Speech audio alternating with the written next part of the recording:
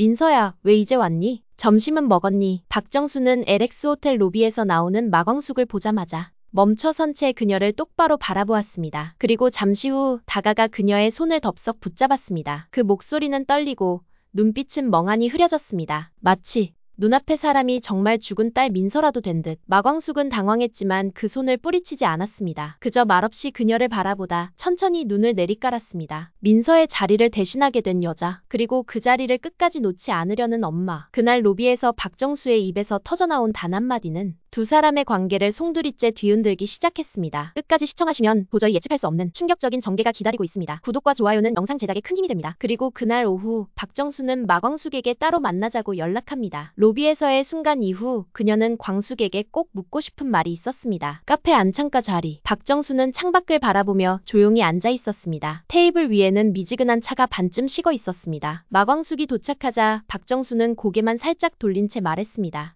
왔네. 예. 연락 주셔서 감사합니다. 광숙은 반듯하게 자리에 앉았습니다. 두 사람 사이에 짧은 침묵이 흐른 뒤 박정수가 입을 열었습니다. 그대가 그날 했던 말 기억하지? 마광숙은 눈을 피하지 않았습니다. 기억합니다. 딸이 되어주겠다는 말. 그 말 그대는 쉽게 꺼냈을지 몰라도 나는 그 말을 오래 붙잡고 있었네. 그 말 속에 담긴 마음? 그게 진심인지 아니면 단순한 연민인지 생각할수록 복잡했어. 그건 연민이 아니라 선택이었습니다. 광숙은 단호하게 말했습니다. 박정수는 찻잔을 천천히 손에 쥐며 시선을 피하지 않았습니다. 그대가 무슨 마음이었는진 나도 짐작은 해. 하지만 그 자리는 민서가 평생 지켜온 자리야. 죽었다고 해서 그 자리가 빈 건 아니네. 제가 그 자리를 탐낸 적 없습니다. 다만 그 자리가 너무 외로워 보였기에 누군가 곁에 있어야겠다고 생각했을 뿐입니다. 박정수의 눈빛이 순간 흔들렸습니다. 하지만 그녀는 곧 시선을 다시 단단히 붙들며 말을 이었습니다. 그대가 민서를 대신할 수는 없어. 나는 그 아이를 아직 떠나보내지 못했어. 저를 비교하실 필요는 없습니다. 누구도 누구를 대신할 수 없다는 건 저도 여사님만큼 잘 알고 있습니다. 박정수는 찻잔을 내려놓으며 깊은 숨을 들이켰습니다. 차가운 공기 속에서 그녀는 천천히 자리에서 일어났습니다. 그대 말대로 누구도 대신할 수 없는 거겠지. 그래서 더더욱 나는 민서의 자리를 지킬 거야. 그대에게 허락된 자리는 아직 없네. 박정수는 등을 돌려 걸어나갔습니다. 마광숙은 그 자리에 남아 말없이 앉아 있었습니다.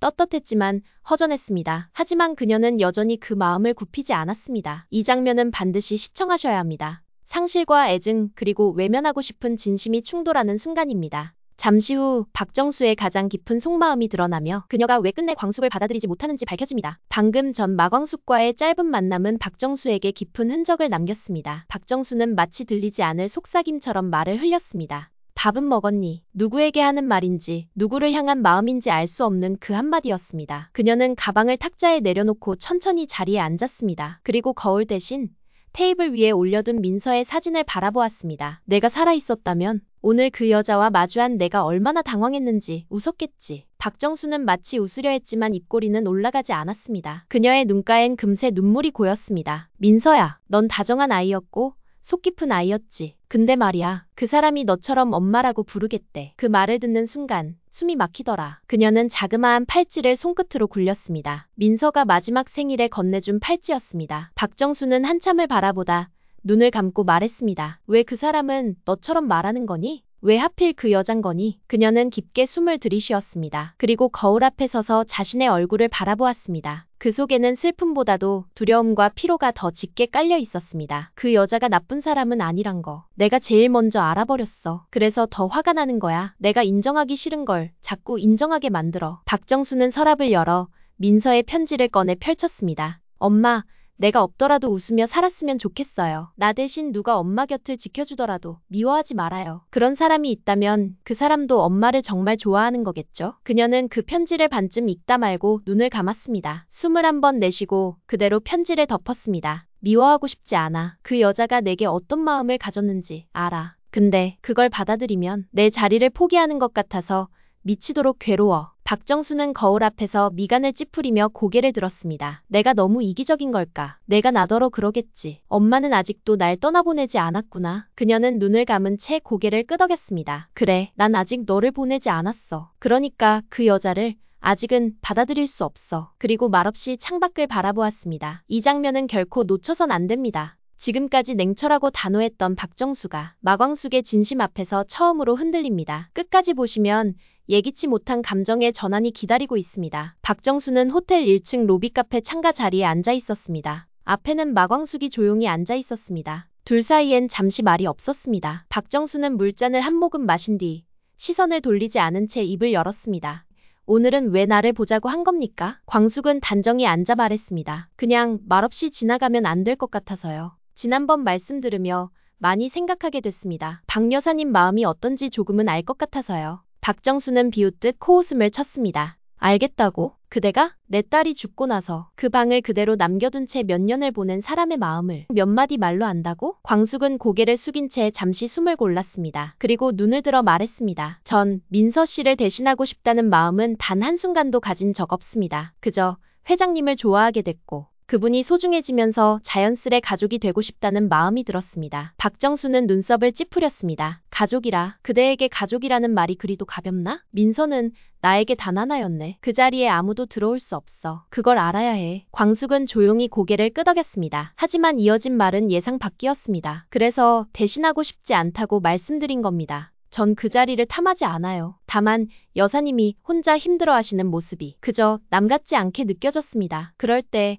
옆에 있어드릴 수 있다면 좋겠다는 마음이었습니다. 박정수는 광숙을 바라보았습니다. 그 시선엔 이전에 없던 정지된 느낌이 감돌았습니다. 광숙은 말을 이었습니다. 그 마음조차도 여사님께 신뢰가 되는 거라면 오늘 이 자리 마지막으로 하겠습니다. 저도 함부로 다가갈 수 없는 상처가 있다는 걸 조금은 배운 것 같습니다. 박정수는 눈을 내리깔며 말했습니다. 민서도 그랬네. 늘 조용히 옆에 있어줬지. 애가 말을 많이 하던 아이는 아니었어. 그저 내가 힘든 날엔 아무 말 없이 손만 잡아줬네. 말을 하던 박정수의 눈동자가 살짝 흔들립니다. 그리고 조용히 컵을 들고 입을 닫습니다. 하지만 그 조용함은 곧 마광숙이 자리에서 일어서며 깨졌습니다. 저는 회장님을 사랑합니다. 그리고 여사님께서 그분이 누구와 함께 있는지를 놓고 괴로워하지 않으셨으면 합니다. 그건 민서 씨를 위한 것도 여사님을 위한 것도 아니니까요. 광숙은 짧게 인사하고 돌아서려 했습니다. 그 순간 박정수가 조용히 입을 열었습니다.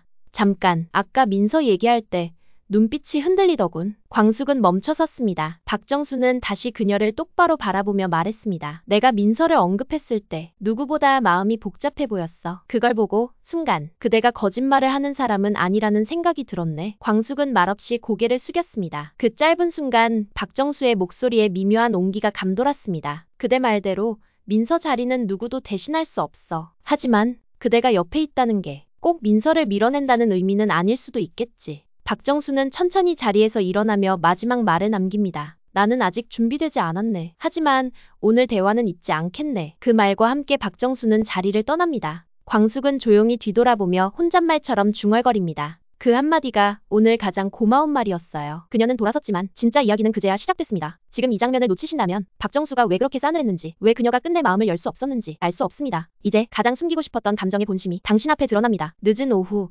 호텔 내 작은 라운지. 박정수는 조용히 앉아 있었습니다. 테이블 위엔 식지 않은 커피가 놓여 있었고 그녀는 손을 대지 않은 채 허공을 바라보고 있었습니다. 혼자 있는 게 요즘 따라 더 낯설게 느껴지네. 고요한 시간 속 불쑥 마광숙의 말이 떠오릅니다. 제가 앞으로 어머님의 딸이 되어드릴게요. 박정수는 눈을 감고 속으로 중얼거립니다. 참 이상한 여자야. 아무렇지 않게 그런 말을 뱉고 또 아무렇지 않게 내게 밥을 전해주고 그렇게 다가오지 말지. 그렇게까지 닮아있지 말지. 민서가 떠올랐습니다. 그 아이도 늘 말이 많았고 자기 방식대로 고집대로 그러면서도 사람 마음을 어떻게든 열게 만들었지. 박정수는 자리에서 천천히 일어나 라운지 한켠 벽에 걸린 거울 앞에 섭니다. 그 속에 비친 자신의 눈가가 유난히 피로해 보였습니다. 광숙이 나를 정말 위해서 그랬던 걸까? 아니지. 그렇게 믿기엔 내가 너무 오래 벽을 쌓고 살았지. 그런데도 그 말투, 그 눈빛, 그 다정하다는 게 도대체 뭘까? 그게 왜 나한텐 이렇게 낯설고 또 묘하게 익숙한 걸까? 그녀는 조용히 자신의 팔찌를 만져봅니다. 민서가 마지막 생일에 준 작은 은팔찌. 그 팔찌를 손가락으로 천천히 돌리던 박정수는 결국 한마디를 꺼냅니다. 그 자리는 빈자리가 아니야. 민서는 내 안에 살아있고 누가 와서 대신할 수 없는 자리야. 하지만 그 여자는 그 자리를 대신하겠다는 게 아니라 그 옆에 조용히 자기 자리를 만들겠다고 했지. 박정수는 깊은 숨을 내쉽니다. 그리고 아주 천천히, 아주 조심스럽게 스스로에게 되묻습니다. 그래서 그런가? 그래서 그 여자의 말이 위로처럼 들렸던 걸까? 말도 안 되지. 말도 안 되는데. 그녀는 고개를 들어 거울 속 자신을 바라봅니다. 민서야. 너라면 뭐라고 했을까? 내가 이 사람을 밀어내는 게 과연 맞는 선택이었을까? 그녀는 거울 앞에서 한참을 서 있었습니다. 그리고 어느 순간 작은 결심처럼 혼잣말을 남깁니다. 조금만 더 지켜보자. 그 여자가 정말 어떤 사람인지 이제는 내 편견이 아니라 내 눈으로, 내 마음으로 확인해보자. 닫혀있던 마음이 처음으로 아주 조금 열리기 시작했습니다. 광숙을 받아들이지 않겠다고 다짐했던 박정수가 드디어 스스로를 흔들기 시작한 것입니다. 하지만 이 변화가 진짜 마광숙에 대한 인정으로 이어질 수 있을까요? 다음 회차, 두 여자의 감정이 정면으로 부딪힙니다. 다음 편을 절대 놓치지 마세요. 구독과 좋아요는 큰 힘이 됩니다.